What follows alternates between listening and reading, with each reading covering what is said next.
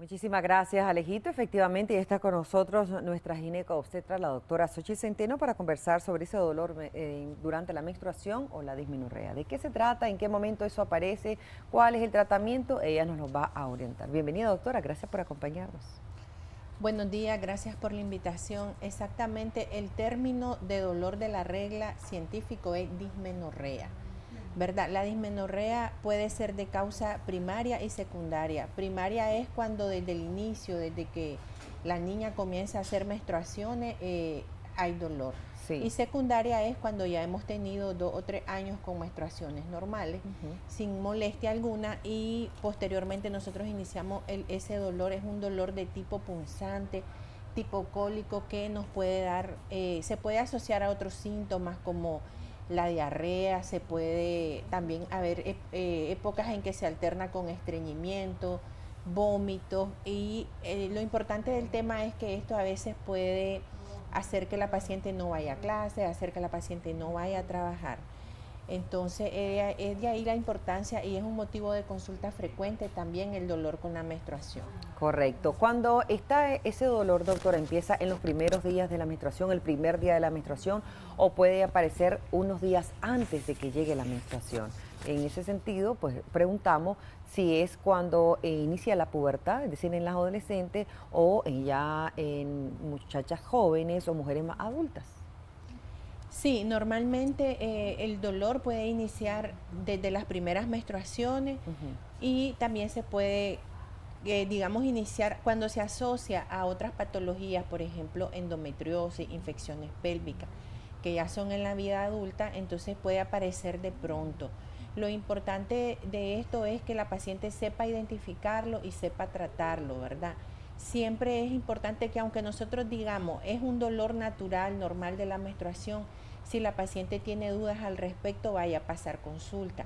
El dolor casi siempre tiene que ver mucho con el sangrado, ¿verdad? Cuando pasa el sangrado por el cuellito, el orificio interno de la matriz, el orificio cervical, entonces los coágulos, por ejemplo, y la presión del sangrado hacen que dé dolor.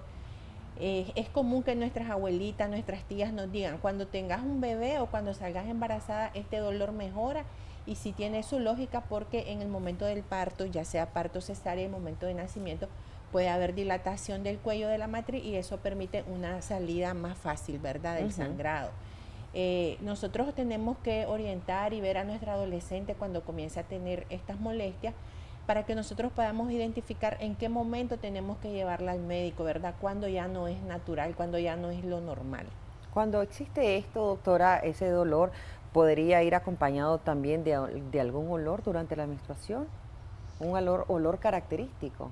Normalmente es el sangrado común, pero hay pacientes que cuando el dolor es por causa infecciosa, la misma paciente nos dice, mire, en la regla se siente un mal olor, y esto sí tiene que ver con infecciones. Durante la menstruación normalmente hay como un proceso inflamatorio de todo el sistema reproductor normal por acción hormonal. Sin embargo, cuando hay una infección, esto se agudiza, entonces puede haber dolor, se puede acompañar de otros síntomas como ardor al orinar, como fiebre. Este dolor lo podemos tener localizado propiamente en el vientre, pero también se nos puede ir a lo que son las piernas, a lo que es la espalda. La gente a veces dice, me duele mucho el área de la espalda, propiamente en la columna. La gente Sí. lo dice así, ¿verdad? Y sí es un dolor que es el típico, ¿verdad? Pues no es solamente local, lo podemos tener en todas estas áreas, y también nos puede dar los síntomas digestivos mencionados, el estreñimiento, la diarrea, incluso vómitos. Son muchachas que están vomitando, están con mucho dolor, mucha molestia, y entonces tenemos que hacer la diferencia entre dismenorrea y síndrome premenstrual, ¿verdad? Que Ok. ya es diferente, ya tiene un espectro más alto, ya afecta a más niveles, ya se asocia, por ejemplo, a la depresión, pacientes con llanto fácil, la habilidad emocional. Entonces nosotros tenemos que hacer el diagnóstico si es una simple dismenorrea o dolor, o si ya estamos tratando con una paciente que tiene un síndrome premenstrual. Correcto. Aquellas personas que quieren hacerle la consulta a la doctora ya perfectamente pueden escribirnos para nosotros realizársela. Y en cuanto a los comentarios también, doctora, y algunas personas, ¿cuánto se convierte la dismenorrea en algo severo? Pregunta. Cuando nos impide levantarnos y realizar nuestras actividades físicas, cuando el dolor es intenso. Normalmente puede comenzar de 1 a 3 días antes de la menstruación, no, se agudiza con la menstruación y puede conservarse de 2 a 3 días, pero cuando ya tenemos 15 días de dolor, por ejemplo, Correcto. 10 días de dolor, eso ya no es correcto. Cuando hay mucho sangrado con coágulos, cuando hay mal olor, como usted bien lo decía antes, cuando se asocia a fiebre, ¿verdad? A malestar general, ya que nos impide llevar una vida normal, la que nosotros, la rutina que llevamos siempre. Si todas estas molestias nos lo impiden, nosotros tenemos que ir al médico y buscar otra causa, ¿verdad?, de tipo orgánica que nos esté agudizando el dolor y las molestias y que tengamos que tratar de forma urgente. Correcto. Seguimos leyendo mensajes de texto a través de nuestra página en Facebook, Canal 10 Nicaragua. Tengo una consulta hace 6 meses, me hice un chequeo y me salió ovario poliquístico. Me mediqué, pero no terminé todos los medicamentos. Nos dicen, y mi menstruación se controló y no volví a chequearme. Aún no sé si lo tenga. ¿Eso me puede perjudicar si salgo embarazada? Normalmente el ovario poliquístico hay que darle seguimiento. Sí está relacionado con proceso de infertilidad, sí, porque no hay una ovulación normal. Sin embargo, hay pacientes que con las medidas de bajar de peso, de tener sus menstruaciones más o menos regulares, porque al final no se logra tener una regularidad como la que nosotros pensamos, de que uno sangra cada mes en la misma fecha, sí, ella puede salir embarazada. El problema es que las pacientes normalmente no se dan el seguimiento adecuado, tienen la percepción de que se cura. De inicio nosotros decimos el ovario poliquístico no se cura.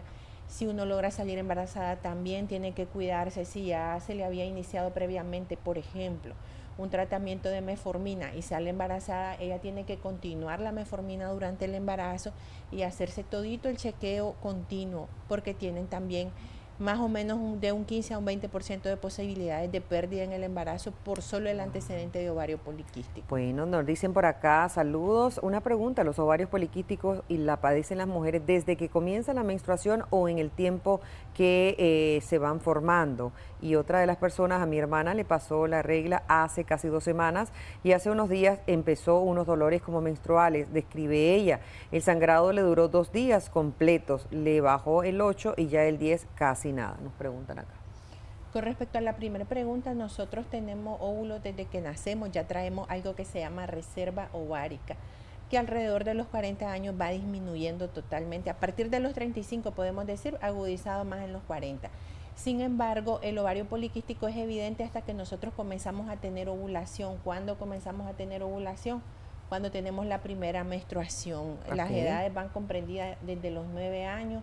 Todavía ya a los 15 años hay pacientes que pueden comenzar a sangrar y esto se llama un retraso en la pubertad. Pues entonces tenemos que estar pendientes a qué edad nuestra niña tiene su primera menstruación y desde ese momento nos podemos dar cuenta que hay ovario poliquístico porque no hay ciclo de ovulación normal y se forman estos pequeños quistes que son los que se evidencian por ultrasonido.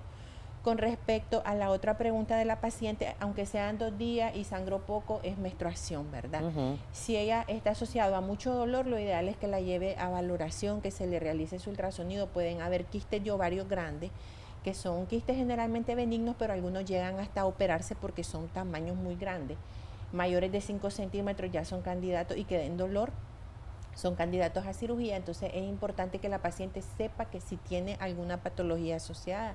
El ovario poliquístico también tenemos la endometriosis, que es un trastorno donde se forma la capa interna del útero fuera del útero en sí, puede estar en las trompas, puede estar en los ovarios y esto nos puede causar muchísimo dolor y también es causa de infertilidad. Si nosotros sabemos que tenemos este diagnóstico, lo ideal es que antes que nos inicie el dolor ya nosotros nos tomemos nuestro medicamento, nuestro analgésico para disminuir la molestia. Antes de continuar, doctora, vamos a darle lectura a 2 mensajes más, a 2 consultas.